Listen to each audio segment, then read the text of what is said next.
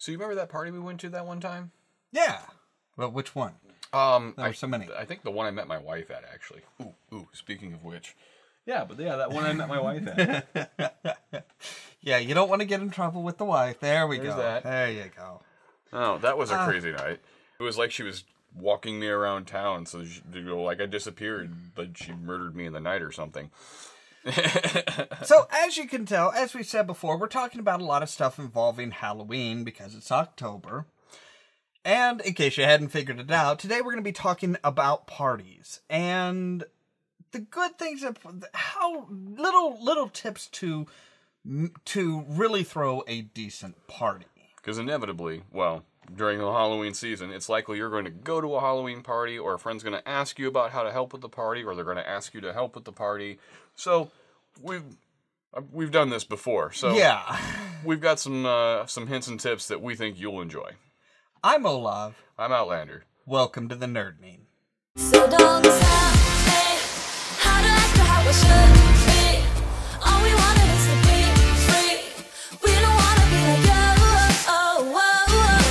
You see, we just like a little crazy, and we're following the heartbeats. We don't want to be like you. In all likelihood, you've been to a party.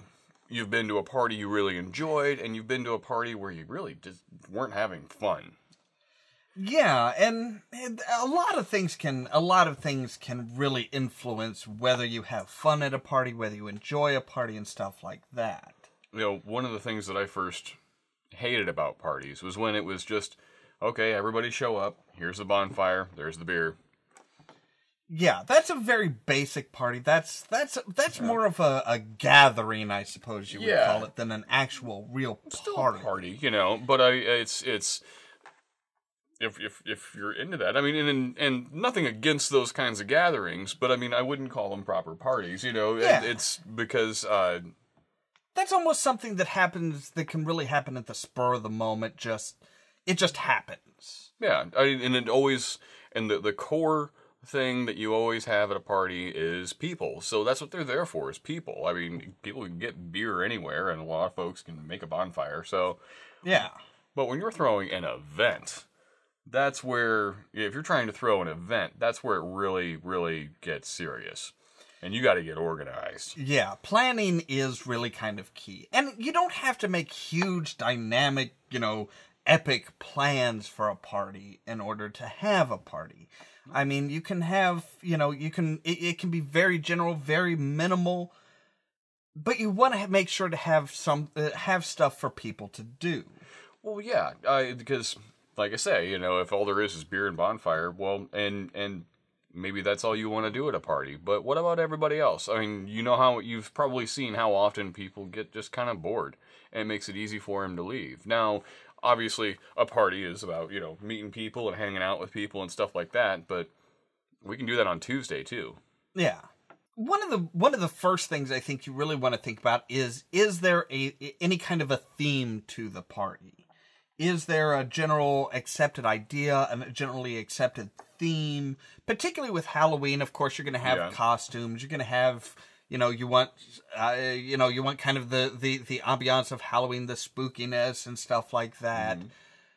And themes help, too, because themes help people have a little bit of direction. I mean, what are some of our parties we had? We had the Myths and Legends this year. Yeah. We did Books versus Zombies. Yeah.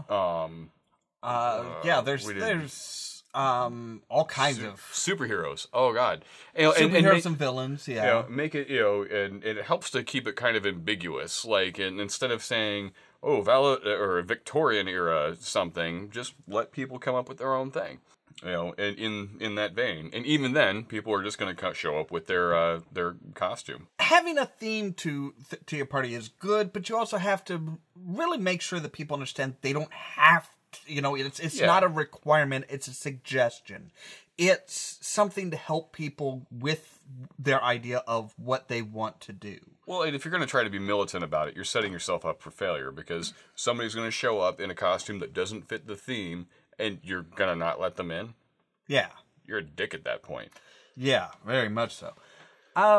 So yeah, I mean, now I know some people, particularly for Halloween, have costume contests and stuff like that. Personally, I would suggest, unless you are having like a really major event, staying away from a proper costume contest. Yeah. Because at that point you're creating the idea that it's that people are competing against one another to make the best costume and who has the best costume, and that kind of detracts from the fun. Yeah, it has kind of an elitist feel to it, and that's what we found when we've had costume contests in the past too. But I mean, we know a lot of really talented people when it comes to this sort of thing. But what you want, if you're going to have a crowd of people, you want to have those things that will direct their attention from here to there to whatever. And more importantly, like if you're throwing an event, then it's important to have things for people to do. Yeah. You know, like, so imagine that party we first described of just bonfire and beer. Well, if you have a rather large eclectic group of friends, then a lot of them are going to show up bored. I know people who don't drink at all, but still go to parties. You know, I know vegetarians who hate going to parties because there's never any options for something like that. Which food, okay, let's talk about food real quick, because food's important. Yeah. We found out when we were throwing parties on the reg that you almost do better when you have more food than booze. That's hard to equate, but if you have, you know, like you hear the next day after that bonfire and beer party, if it gets crazy, you hear about hangovers and people who woke up in the field and puked all over the kitchen and stuff like that. But if you have a lot of food, that mediates that. They're still getting drunk, but their body's not necessarily as poisoned, I guess. They have something to help absorb the alcohol so that it doesn't get into the bloods. It doesn't get into their bloodstream as quickly. It's not like and as mainlining vodka or anything like that. Yeah. Just no. Now with food, there are, you know, having various different options is important. Trying to have plenty of food is good. But if you're going super gourmet, yeah, going gourmet is not really a good thing because number one, you have to realize a lot of people are going to be drinking. If they are drinking, their taste buds don't work as well, so they're not going to be as, you know, picking up all the little nuances in your fancy You might have spent money on some good cheese. Nobody cares. Yeah, it's food. Now, on the other side, there are some people that have very special requirements due to personal dietary requirements or personal dietary choices. And you're not going to be able to accommodate everybody. I know people who are vegan that they always bring something themselves for themselves because that's something that is nowhere near the mainstream, and it is very different from what most people would think of as party food. Yeah, and so probably the best model of a good party that's something of an event would be the potluck. I mean, after all, it's about bringing people together. It's about having all those interesting conversations, and it's like if you were throwing a cooking party sort of thing, or make your favorite kind of food party or whatever, then okay. But you're less likely to have a good quantity of alcohol involved with that. Yeah, it's sort of like a Tupperware party. Cooking and booze don't mix. Oh no! They bring the food and then they drink. even do then, do not introduce fire to a massive group of drunks. Even then, you have to be very careful with what people bring. Something that is very heavy in, has a heavy dairy-based sauce is not going to be good if you're drinking decent amounts of alcohol. Yeah. So milk and booze in the same stomach at the same time. Bad things happen. But, so I just said fire bad. But another thing about potluck, potluck style parties is what we've found is we're kind of potlucking skills and performances. So belly dancers and fire breathers are pretty regular at our parties. Yeah. But even then, you know, it's you want to make sure your safety stuff is all in place, and you got your bucket of water and your wet towel, and Yeah, make sure if you have the belly dancers aren't performing on gravel.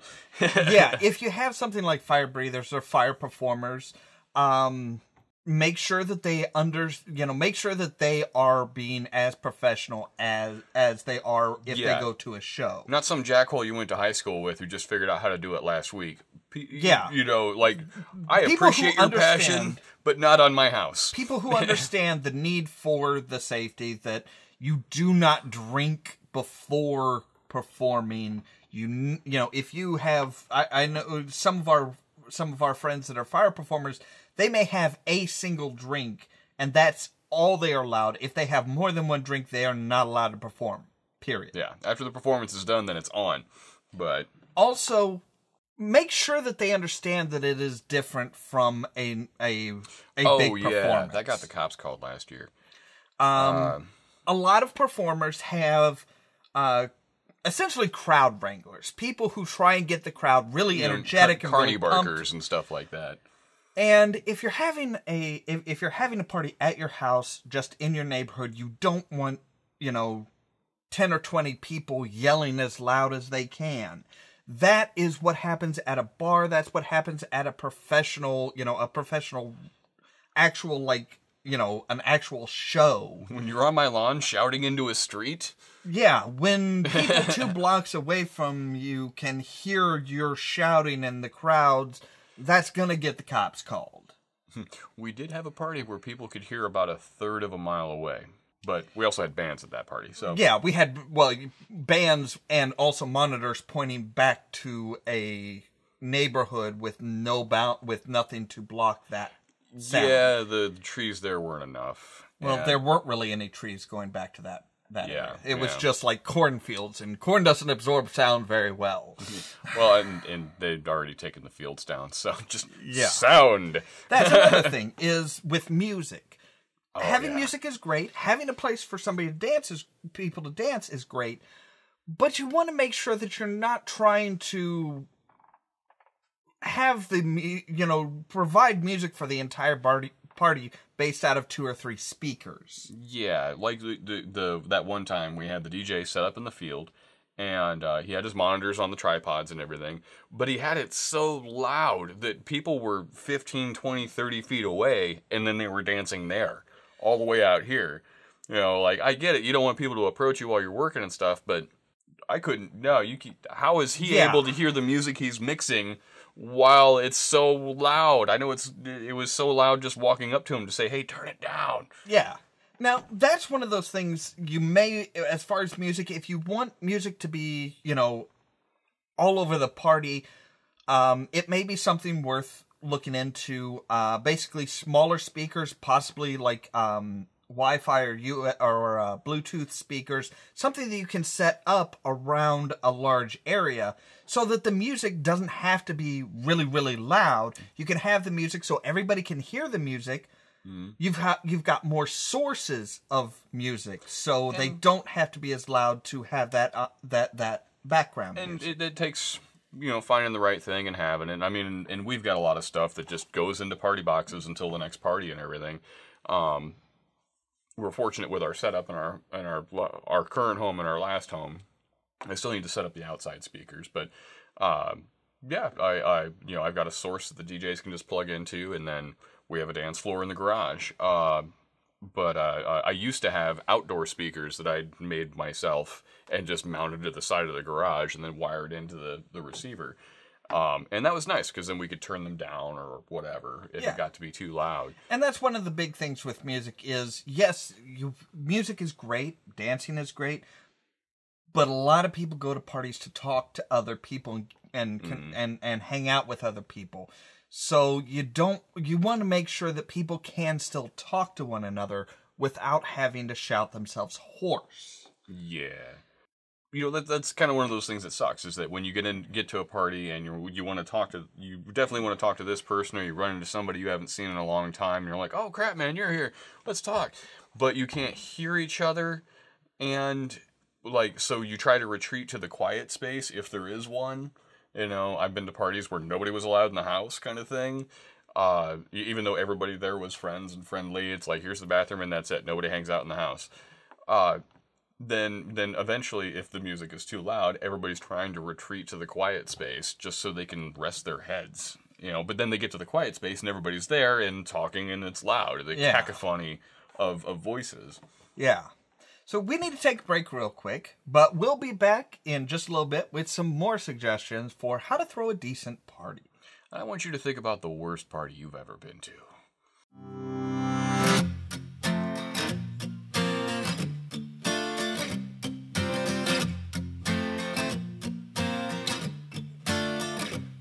What are we missing? Well, one of the things is the amount of people and the size. Oh, yeah. That is one thing that I've seen a lot of people miscalculate that. We had a New Year's party at the Wolfpack apartment, and we had like 88 people in a 4-bedroom apartment on the 3rd floor. And trying to go up, or you trying to go to hang out in any of the rooms or whatever, the hallway was a car wash. So already a thin hallway, like you walk down it and you already fill it up. Now you've got people on both sides of that hallway and you're trying to go somewhere and people are just talking to each other across the hallway. You don't know how many different people, you have no idea who just touched your butt. Yeah. You never will. And it's one of those things where having all of your friends is a great idea. It's wonderful to have all your friends there, but you have to have room for them all. And honestly, if you don't have enough room for all of your friends, looking at who you're inviting is kind of key. You know, it helps. Invite people that you know are going to get along with one another, that have similar interests, that are really going to enjoy the company. We had an equation that we worked out. It was something along the lines of basically 80 to 90% of everybody who confirmed would be there. And this is, you know, now we live in the era of Facebook, so 80 to 90% of the people who confirmed would be there because something inevitably comes up for people. Yeah. Something like a third of the maybes would show up, and then expect a third of the total invited to just randomly show up as the plus ones and stuff like that with people. Yeah. You know, at least that's the way it was for our parties. And I'm sure it would be different for anybody else.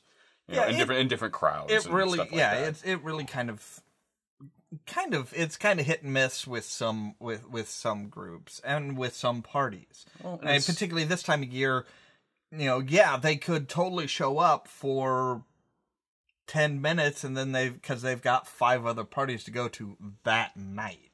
Yeah. And that gets kind of difficult.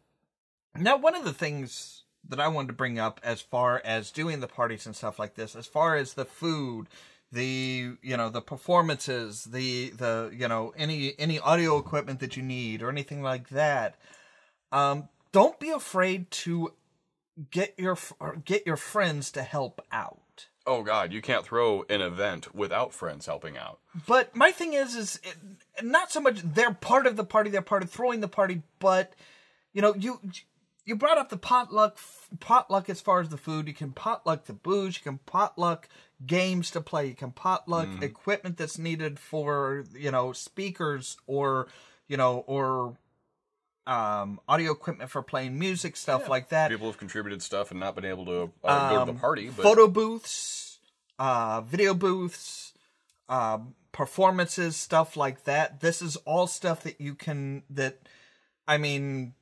I think it's your sister-in-law that does. Yeah, she's got the photo booth. So, does a photo booth. So our last Halloween party, we had the fire breathers. We had a belly dancing performance. We had a photo booth.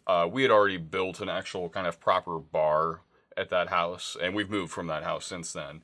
What else did we have? We had plenty of food. That was the first party we ever catered part of the food anyway, and then people still brought other stuff. And I think I inevitably ended up firing up the grill later on anyway. Probably. Latest you've ever fired up a grill? Now wait a sec. We have to we have to look at it as far as, are you talking about latest as far as the clock or latest since the last time I've slept? Clock. I know you started up the grill at least one of our parties. 3 o'clock in the morning. Beat you. 4:45 a.m. We were just still up and hungry. Well, the one party that I was actually doing the cooking for you guys, we had nothing to put on the grill at 4:45 in the morning. After 3:30, there was nothing left. Now, as far as when I was awake, I woke up, went to the bar with you guys, went home, came home, did some stuff, and before going back to sleep, showed up at their place at 7 o'clock in the morning to start smoking pork tenderloins that smoked for 12 hours. And then I think I left your place at 7:30 the next morning. So yeah, and that was that was an adventure, because that was a day and a half, no sleep. Oh man. So we the look on their faces when they came down and they saw me just sitting out there reading a book.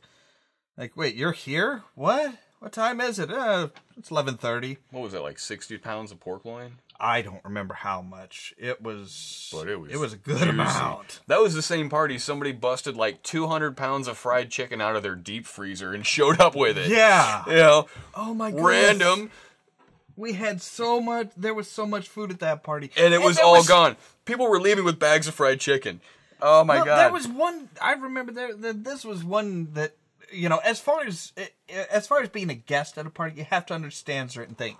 Number one, they're not always going to have food ready right when you want it. Oh god! Get away from my grill, motherfucker! I almost decked a kid because he was sitting there and he was the designated driver is drunk. I've been drinking, so you need to put food in my belly now because we need to go. And it's like... Which, by the way, food, just eating food and drinking water doesn't automatically get rid of your drunk. Yeah. Okay? And be a responsible partier. I flat out looked and said, get away from me. Otherwise, with what you've just told me, I'm going to take your keys and I'm not going to allow you to drive.